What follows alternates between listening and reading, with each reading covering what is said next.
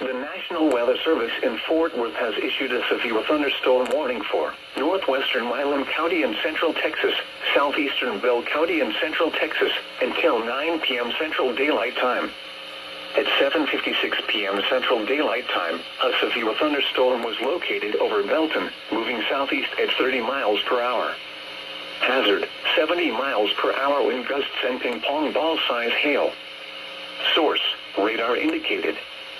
Impact, people and animals outdoors will be injured. Expect hail damage to roofs, siding, windows, and vehicles. Expect considerable tree damage. Wind damage is also likely to mobile homes, roofs, and outbuildings. Locations impacted include Temple, Belton, Morgan's Point Resort, Salado, Little River Academy, Rogers, Holland, Buckholz, Belton Lake, Stillhouse Hollow Lake, Sparks, Yarrelton, Leedale, Edgeworth, Ben Arnold, Pettibone, Davila, Woodland, Val Verde, and Seaton. This includes Interstate 35 between mile markers 285 and 301.